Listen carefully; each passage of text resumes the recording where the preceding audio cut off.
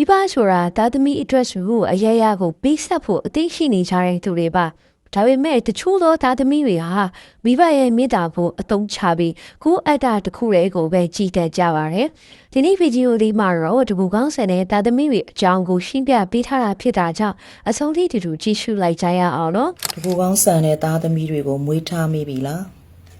မွေးထားမိပြီးပြီဆိုရင်လေအပြစ်တင်မနေပါနဲ့တော့ကိုရာအပြစ်တင်လိုက်ပါတော့တကူကောင်းဆန်တဲ့သားသမီးတွေမှာဒီလိုလက္ခဏာတွေတွေ့ရတတ်တယ်မိဘတွေကိုသူတို့ကစပြီးဆက်သွယ်လေးမရှိဘူး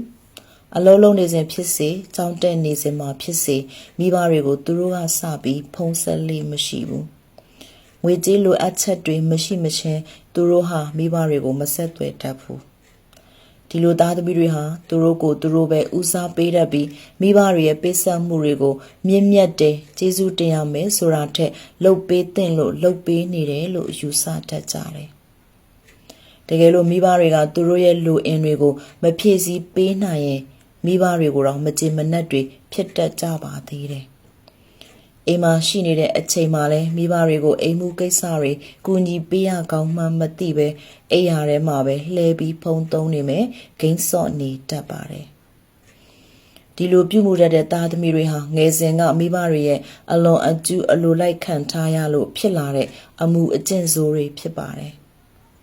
ဒါကြောင့်ကိုယ့်ရဲ့သားသမီးတွေကိုဒီလိုတကူကောင်းဆန်တဲ့သားသမီးတွေမဖြစ်စေချင်ဘူးဆိုရင်ငယ်စဉ်ကလေးကအလွန်အကျွံအလိုလိုက်ထားတာမျိုးအိမ်မှုကိစ္စတွေကိုဘာမှမခိုင်းရဖဲဖူးဖူးမှုတ်ထားတာမျိုးမလုပ်ပါနဲ့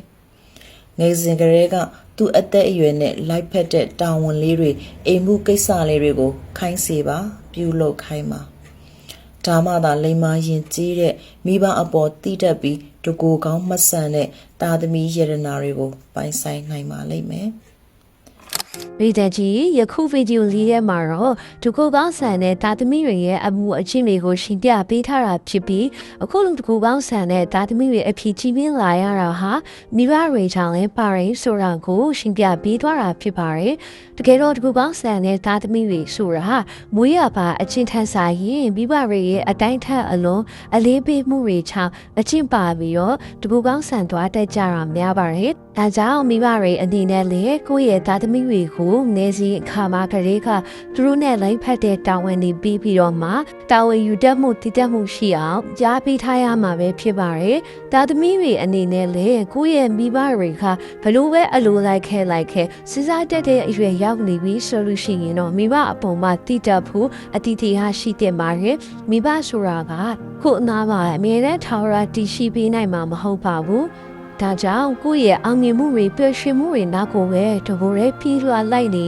နောက်မှကြံခဲ့တဲ့အိုမင်းမဆွဲနဲ့မိဘနှစ်ပါးကိုလှဲမချီမိဘူးဆိုရင်အဲ့ဒီအောင်မြင်မှုဟာလည်းအတိတ်ပဲမဲ့လာပါလိမ့်မယ်သားသမီးတိုင်းမှာကိုယ်ပိုင်ဘဝရှိရဲ့ဆိုပေမဲ့အဲ့ဒီဘဝကိုပြိုးထောင်ပေးခဲ့တဲ့ရှိတောင်းမြစ်တွေဖြစ်တဲ့မိဘတွေကိုတော့မင်းမဖြစ်လိုက်ကြပါနဲ့မိဘကိုတန်ဖိုးထားတာဟာကိုယ့်ကိုတန်ဖိုးထားတာနဲ့အတူတူပါပဲလို့အတိပေးရင်းနဲ့ဗီဒီယိုလေးကိုဒီမှာပဲအဆုံးသတ်လိုက်ပါမယ်ရှင်လူကြီးမင်းတို့ရဲ့ထင်မင်းသုံးသက်ချက်တွေကိုလည်းကောမမှာပါဝင်ဆွေးနွေးပြီးသွားကြပါဦးနော်